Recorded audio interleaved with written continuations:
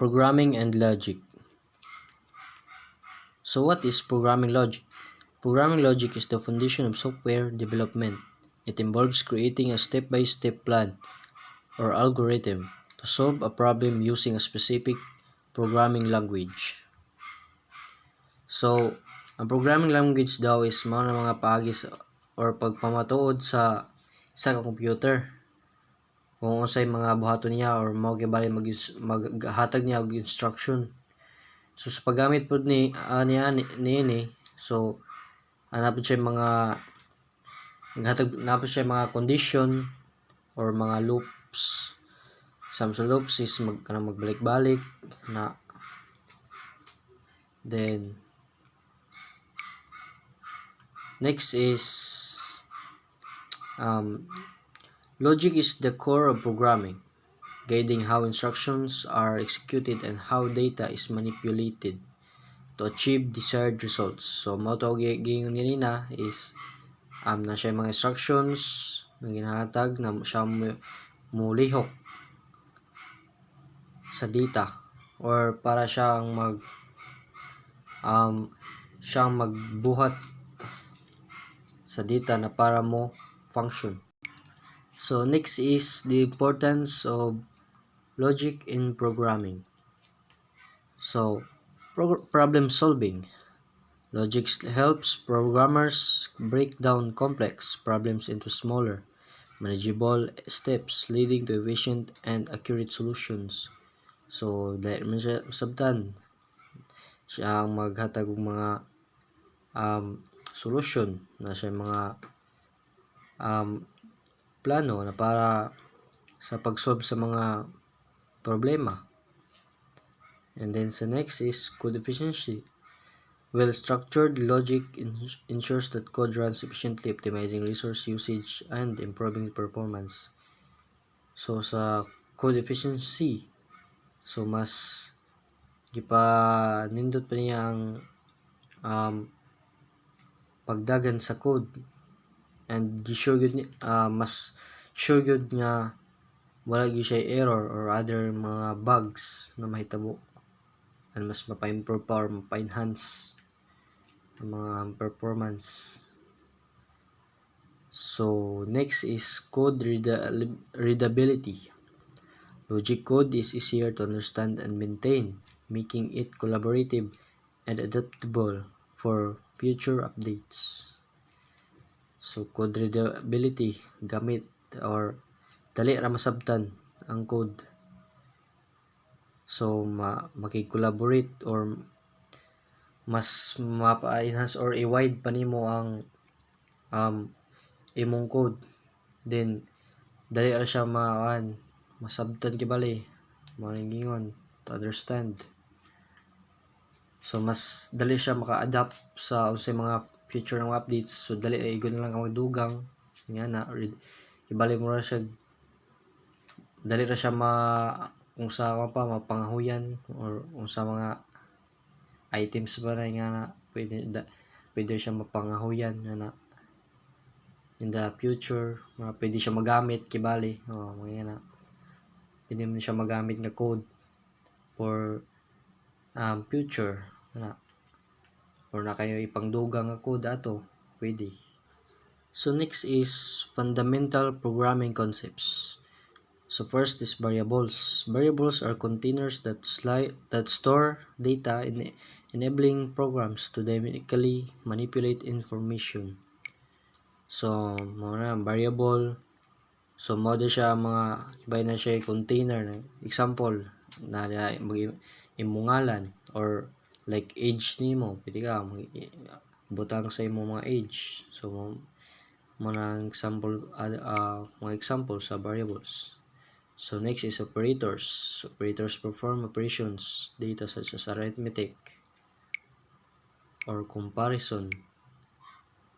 So sa operators na diha mga kibali kumbaga symbols sa mga sign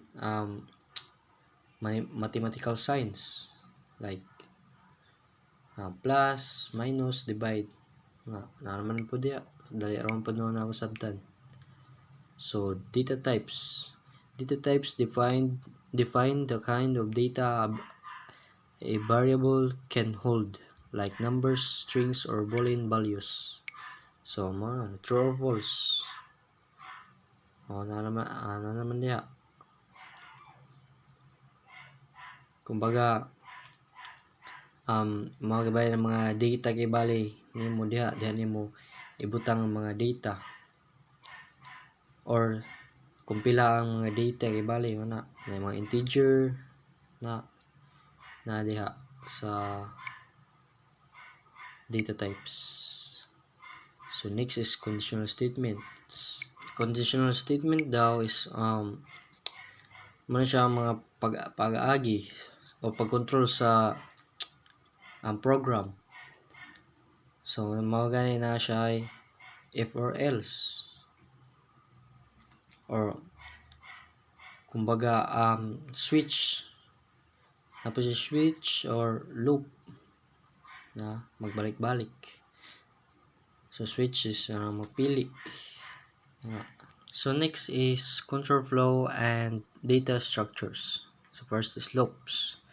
Na ingon naman nato ganina, loops ay while repeatedly execute. So natabasa ng sentence niya. So loops is malay siya magbalik-balik, like sa flowchart na siya magbalik-balik rang process. So next is branching. Branching allows programs to follow different paths based on conditions, leading to dynamic decision making. So ang branching daw is na siya mga na siya ilan mga conditions, like sa if then statement or if then else statement. Pwede siya naman makita sa flowchart like spaghetti code, mga po siya switch statement. Kani nga program pwede ka makapili sa mga asa siya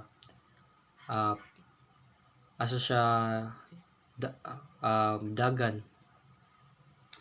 ang yang pag-process.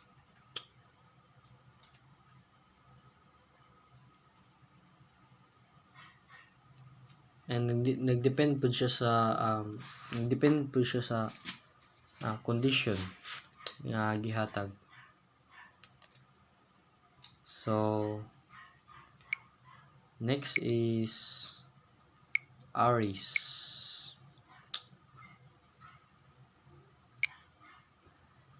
So arrays store collections of data of the same, providing efficient access and manipulation of multiple values. So array daw isa na siyang ga-collect sa mga data or some example sa mga names sa katao, or sa mga grade kibase sa students. Pwede po na matawag po siya array. So next is lists. Lists are dynamic structures that allow adding, removing, and accessing elements in a flexible way, ideal or variable length data. So ang list daw is isa pud nga nag-collect pud sa mga data. Similar pud sila sa array, pero sa array manggod na siya mga elements, and then sa list pero ang list manggod na pud diha ang array. Then na siya pwede siya po na mga napo siya elements sa list na pwede po mga basta magka same lang sila sa array, na napo dito mga numbers, letters, or mga sentence may na, and napapoy uban mga example. So first is algorithms and problem solving strategies. So identify the problem clearly and define the desired outcome. So identify kung ano ninyo ang problem, tanong ninyo, makita na ninyo, and then mas kaya dali rin nyo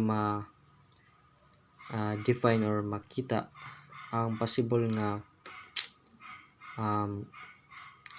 solution. So next is break the problem down into smaller manageable sub-problems. So inyong tunga-tungaon antod sa magamay ang problema, then mas mapadali na ninyo ang pag-solve sa problems. So next is develop a step-by-step solution or algorithm for each sub-problem. So magbuhat mo mga step-by-step sa pag-solve sa mga problem. Example so like algorithm. Then sa test refine the algorithm to ensure it works accurately and efficiently. So i-test ninyo o okay ba siya, na ba siya problem, na ba siya error, and okay ba siya gamiton, di ba magka-problema. So next is implement the algorithm in a chosen programming language. Translating na. So mag-implement ka algorithm, naka-implement na ka. So sa imo napili na programming language, so dito na rin mo ang imo nabuhat na algorithm, pwede mo translate na tayo into code. So dito na rin mabuhat ang code. Then diyan na rin mo makita o okay ba ang imong gibuhat or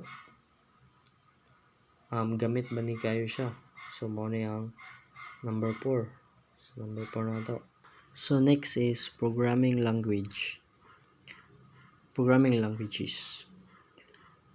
First is Prolog, a declarative language where programs consist of logical statements and rules suitable for AI and knowledge representation. So Prolog is isa sa mga logic programming language na siya yung mga principles sa mga logic, and then ang gamit po sa mga sa Prolog is nagamit siya sa mga AI or artificial intelligence or other sa ibang mga expert systems. Ang Prolog po is napos siya mga declaration o mga sa paggamit sa mga example sa mga query para makakuha kag mga answer. Then next is Lisp, a functional language that emphasizes list processing and recursion known for its powerful symbolic manipulation capabilities. So ang example sa Lisp daw is isa po siya sa mga functional na programming language nga isa po na po siya principle sa mathematics, sa matematika, and then sa paggamit po sa left ginagamit po siya sa Lisp, ginagamit po siya sa AI, same po sila sa Prolog. Sa mga computer science na po sila sa research. Ang nakanindot po sa Lisp is na ginagamit po siya sa paggamit siya sa mga macro. Nabi siya mga pag-declare sa mga function, and then paggamit sa mga data. So next is Erlang, a concurrent language designed for building robust, scalable, and fault-tolerant systems often used in telecommunications. So, ang Erlang daw. Example sa Erlang is mapad siya, functional programming language. Same nga pa sila tulo. Nagyan pa sila mga principle sa mga pagmatematika. Sa logic. Then, sa paggamit po sa Erlang, napos sila mga telecommunications or networking sa mga pag-distribute kibali sa mga systems. And then nakanindot po sa Erlang is magamit po siya sa mga pag-process, pag-declare po sa mga functions. Then paggamit same po sila sa Lisp na magamit po sa mga datos or data. So next is debugging and testing logic based programs. So una, identify the problem. So mo analyze the program behavior, identify the unexpected outputs or errors. So hanapan nimo problem, then imo tanawon og usay mga possible niya ng mga errors or usay kalabasan niya sa imong pag sa imong code, sa outcomes niya. Then also isolate the source. So sa pag-isolate sa source, so step through the code, examining variables and execution flow to pinpoint the problematic section. So tanaw nimo source og okay ba ang yang execution flow o sakto ba. Then sa correct the logic, modify the code, fix the logical error, ensuring the program behaves as intended. So mao na klaro naman daan. So i-correct nimo, i-fix nimo, tanay mo isakto nimo ang error naman niya. So retest and verify.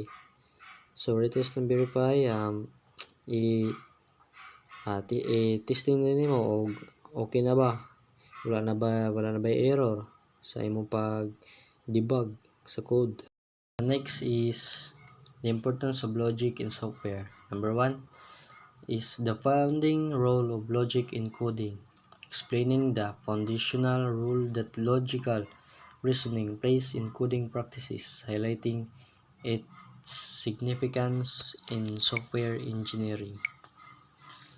So in terms sa founding role of logic in coding, so na siya mga conditions ganina ato nagingon na siya mga loops, function, din sa mga data types. So next is number 2, general principles of logical reasoning in programming, discussing general principles of logical reasoning that underpin programming and how they influence software development outcomes. So general principles of logical reasoning daw sa programming na siya mga conditions nga ginahatag, tapos siya mga arguments sa principles sa mga logic, conclusions and premises.